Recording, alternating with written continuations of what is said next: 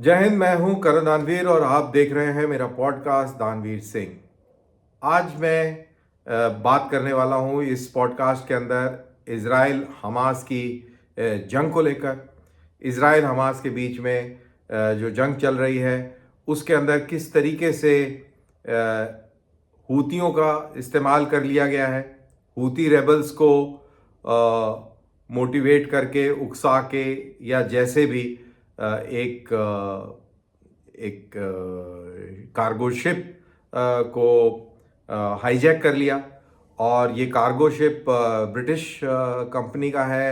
चला उसको जैपनीज रहे हैं। और हूतीस का कहना था कि इसके तार इजरायली किसी से जुड़े हुए हैं, लेकिन जो उसके ऊपर क्रू था वो इंटरनेशनल क्रू था। उस पर यूक्रेनियन थे, यूरोपियन थे, एशियन थे, लेकिन इजरायली कोई भी नहीं था। बहरहाल तो वो उसको अगवा करके ले गए।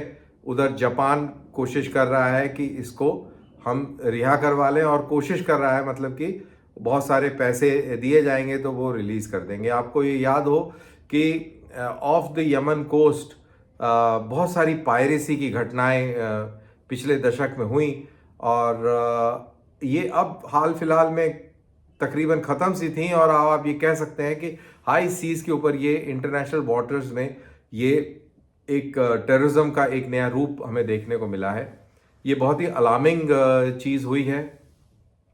इससे पूरा इंटरनेशनल ट्रेड मुतासर हो सकता है, इफ़ेक्ट हो सकता है।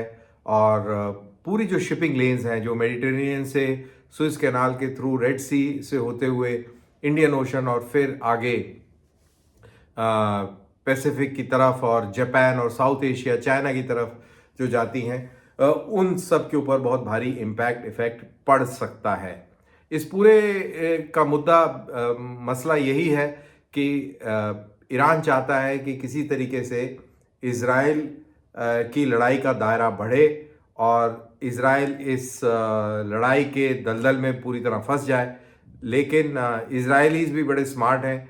वो एक एक करके रोटी खाने में विश्वास रखते हैं। एक साथ सारी रोटियों का रोल बना के मुंह में वो लोग नहीं डालेंगे। और तो Iranians and Houthis and Hezbollah can wait.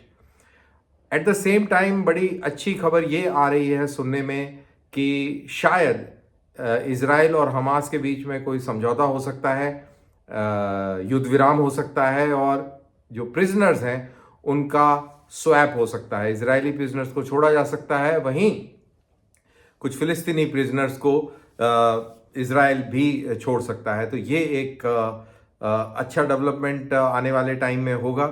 I hope कि कल सुबह हो तो ये हमें खबर मिले। हाल फिलहाल अभी इसी उम्मीद के साथ हम टिके हुए हैं।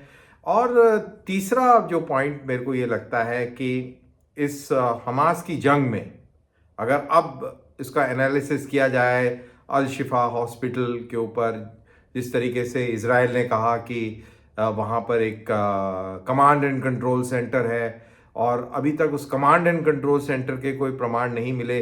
अलबत्ता वहाँ पर एक सुरंग जरूर मिली है, कुछ हथियार और ये चीज़ें जरूर मिली हैं, लेकिन कमांड एंड कंट्रोल सेंटर नाम की चीज़ वहाँ पर नहीं मिली है।